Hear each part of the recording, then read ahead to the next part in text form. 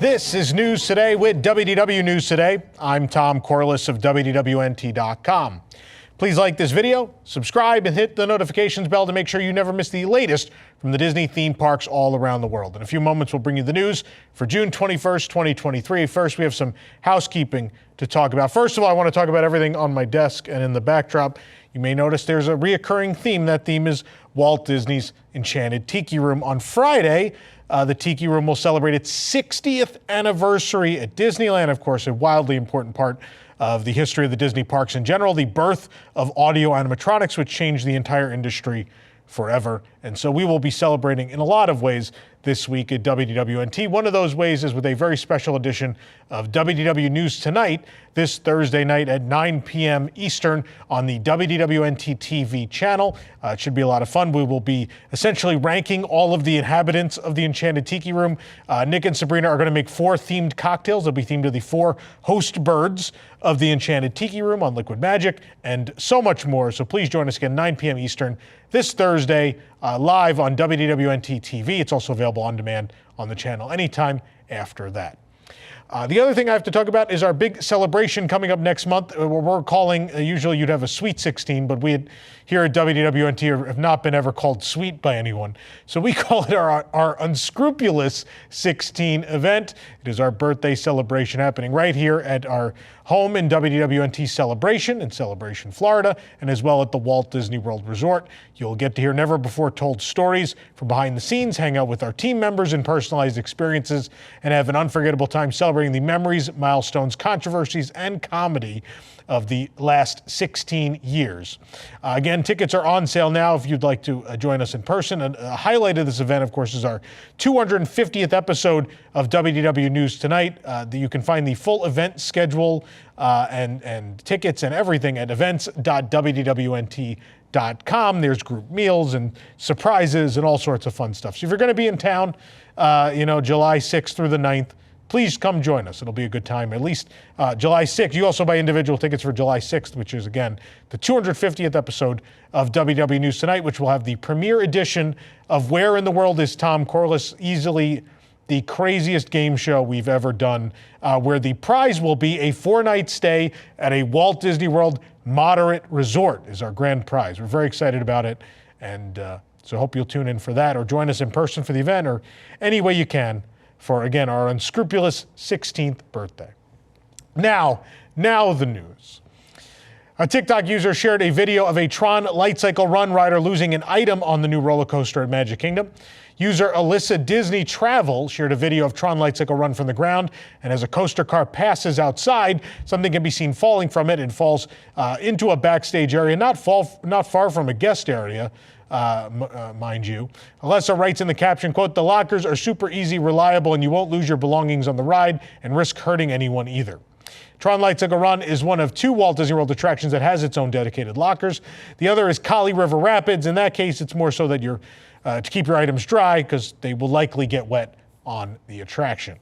TRON Lightcycle Run does in fact require guests to lock up bags and larger items and then ask you to put smaller items in that. There is a little compartment at the front of the Lightcycle that pops open. You could put stuff in. It has a little light in it so you could see your stuff.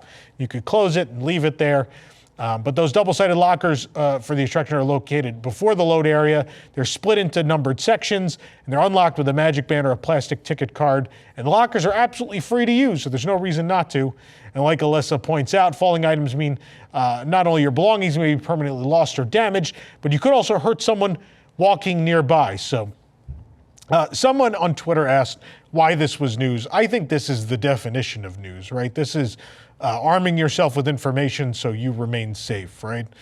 Disney is not going to be able to police every single little item that comes through on the attraction, so you just might want to be mindful if you're walking on that path under the ride that at any time someone could have something and it could fly and it could miss those nets. Like, yes, they've thankfully put those nets underneath the track, but you never know what people will do. So this is a nice little reminder to maybe not to carry loose articles on TRON Lightcycle Run. After fencing was removed a few weeks ago, crews have begun tearing up the pavement of the Splash Mountain queue as the Magic Kingdom's attraction is turned into Tiana's Bayou Adventure. Scaffolding was erected a few weeks ago for the upcoming Tiana's Foods water tower. Just a few days ago, it was stated that the water tower will be in place soon. Originally, they said this summer, so today is the first day of summer, so any day now we could see that water tower come into view. Scaffolding does cover most of the front of the mountain as well, and some fake trees were removed to make way for new theming that'll turn the exterior into a Louisiana bayou. The most obvious recent construction work has been in the queue, where pavement is being torn up to be replaced. Concrete near the front of the queue has been broken up and dug out of the ground, and piles of concrete pieces sit near the construction walls waiting to be removed from the site. Most of the horizontal fencing posts have been removed, but some vertical posts remain. Colored string is wrapped around posts and trees, marking them for removal. White paint is splattered across the podium that was once used for Fast Pass and Lightning Lane access. Meanwhile, a piece of paper zip-tied to a post it says removal start with an arrow pointing at some of the torn up concrete. From the Walt Disney World Railroad, we saw where the queue has become a flat dirt space. A digger vehicle is on the site. And though plenty of Tiana's Bayou Adventure concept art has been released, none of it shows what this queue area will look like when it's done. Splash Mountain closed permanently in January of 2023 at the Magic Kingdom. And of course, Tiana's Bayou Adventure is set to open in late 2024 at both Walt Disney World and Disneyland Resorts until otherwise stated. The glimmering rocks that greet guests at the entrance of Tomorrowland at the Magic Kingdom have been repainted. The rocks mark the entryway to the land of tomorrow. They received a fresh coat of paint now. It's not a refresh that happens very often, but in fact, the last time they were repainted was 2016. You may remember just days after they repainted this in 2016, it started to peel and you started to see the old color come through, but finally they've gone over and touched this up again. The rocks are a decorative element, but they are an important part of the iconic entrance of the land. A red stripe near the top of these rocks is reminiscent of an ore vein. The fresh paint shimmers in the Florida summer sun. Again, the last time these were painted was when they started to redo the land, which was several years ahead of the opening of TRON Lightcycle Run. And now this project's been ongoing for so long that the first phase of it has already had to been gone over again. It's been a long time. Anti-Gravity's Galactic Goodies in Tomorrowland is serving up a new cold brew float as well as salted caramel soft serve ice cream. Anti-Gravity is, of course, located next to the Star Traders and across from the lunching pad. Last year, the Connected Merchant of Venus gift shop was turned into a seating area, which is a nice place to enjoy these frozen treats. It also serves regular floats, brownie sundaes, strawberry smoothies, chocolate milkshakes, and sodas. You may remember we reviewed a new shake just a couple days ago. But the cold brew float is $6.49. It's soft serve ice cream with your choice of Joffrey's Coffee Cold Brew. And as well, there's a salted caramel soft serve ice cream. That's $5.29 for that as well. It's worth noting the cold brew you can have with any ice cream you have with the salted caramel, vanilla, chocolate, whatever flavors are available, you can choose. This program is brought to you by our official travel agent sponsor, Be Our Guest Vacations. Your dream vacation begins with Be Our Guest Vacations and their concierge team of expert vacation planners. Head on over to beourguestvacations.com/WDWNT and their team will design your next magical vacation, from the Walt Disney World and Disneyland Resorts to the Disney Cruise Line to Adventures by Disney and more. They're also able to book unforgettable VIP tours where you and your group can experience the ultimate park day. The best part is their concierge services are 100% free, so book today. And a big shout out to Be Our Guest. They're also the proud sponsors of Where in the World is Tom Corliss? They're the ones giving away that 4-night stay at a moderate resort at Walt Disney World. A new Magic Kingdom Starbucks tumbler is now available at the Emporium on Main Street, USA. It's $39.99. It's a shimmering silver blue color. The design on the side has Magic Kingdom in the center ring. There's Mickey Mouse, and there's icons from all sorts of attractions: TRON Lightcycle Run, the Haunted Mansion, Big Thunder Mountain, Small World. So many, too many to mention here. And on the other side of the ring is Cinderella Castle, Dumbo, Tinkerbell, and more. The Starbucks logo is debossed on the other side of the cup. The lid and straw are a translucent blue. Meanwhile, at Hollywood Studios at Celebrity 5 and Dime, you could pick up the Studios version of the cup for $39.99. This one is a shimmering pink color. The design on the side says Disney's Hollywood Studios in the center with a ring of park icons around it, and Mickey is in the bottom center with the director's clapboard. Other icons include Slinky Dog Dash, Miss Piggy from the Muppets Courtyard Fountain, the Hollywood Tower Hotel, Chubby the Merchandise Bird, as we call him from Mickey and Minnie's Runaway Railway, and more.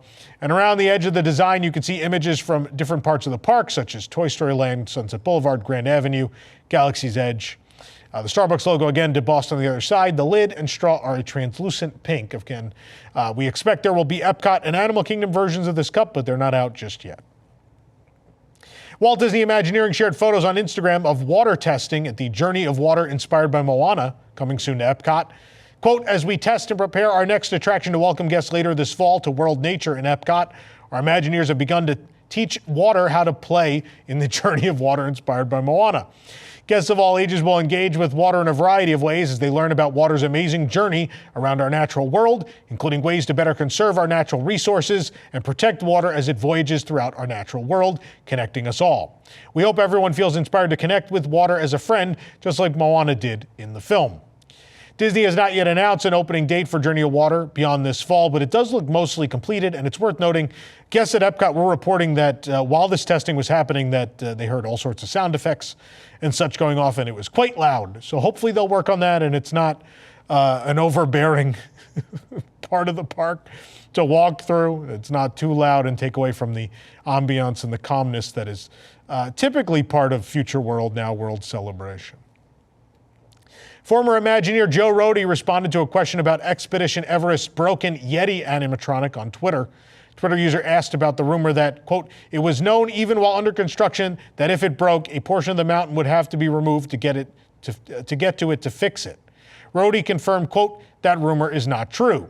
The issue is a complex interface between finance, operations, marketing, design, timing, engineering, and narrative. And guest satisfaction, all of these need to be in line to make a viable solution. There are solutions, there are not opportunities. The famous audio animatronic Yeti created for Expedition Everest was the largest and most complex Imagineering had ever constructed. It was 25 feet tall and could move 5 feet horizontally and 18 inches vertically. Unfortunately, the Yeti has been in quote-unquote B mode for almost its entire life. Just a few months after the ride opened, the animatronic and its framing split. And if it were continued operating in its A mode, it could damage the structure further or be a danger to guests for that matter. Instead, a strobe light is shined on the figure, and that's why he's been dubbed Disco Yeti ever since. Of course, Rohde was the head Imagineer behind Everest and most of Animal Kingdom. He vowed to fix the Yeti someday at the D23 Expo in 2013. He did not. That didn't happen. I will say this. I'll weigh in with a little bit. I've talked to a lot of Imagineers who worked at WDI around that time, and several of them, again, hindsight is 2020. Who knows if there's truth to this? But several of them have said, like, when they went out to R&D to look at this thing, they were like, that thing's never going to work. That's going to break pretty quickly, and it's just going to sit there. And that was according to several different people, they've all said that was the consensus internally, but it still got built and it happened. A very similar thing happened. A great example is the cannon on Space Mountain in Paris, right? Which is this giant moving effect, obviously still less complex than the Yeti, but it was this giant effect that, again, was not reliable. And very similarly, they knew, I mean, that was 11 years before Everest. They knew big things like this sometimes cause problems like that and can't really be fixed. And so I think a lot of Imagineers were, at least again in hindsight, surprised that this decision was made. Will the Yeti ever be fixed? My money is on no. I think this thing will be rethemed at some point to something, and that'll be the solution, and they'll just probably rip the Yeti out at that point and call it a day on that endeavor. Let us know in the comments. Do you think they'll ever fix it? I just don't think. I don't think it makes sense. Flavors of Florida is returning to Disney Springs, and the full menus have been released. The dishes will be available at most restaurants at Disney Springs from July 1st through August 13th. There are way too many items to list here on the show. We'd be here for 20 minutes, so please head on over to WDWNT.com and check them out. Several items are themed to the little orange bird, which I know myself and many of you watching at home adore. So go read the menus. We will go, I know we will go taste test some of these items when they debut, and we'll let you know what we think. The Disney Careers website has posted a casting call for a Bruno look-alike performer to fill a position at Walt Disney World. Disney Live Entertainment is seeking performers to portray Bruno from the animated film Encanto. This role is for potential future special events, says Disney. Performers will have the opportunity to bring this role to life in addition to performing as the world-famous Disney characters at the Walt Disney World Resort. These roles require performers to have full-time work availability in Orlando.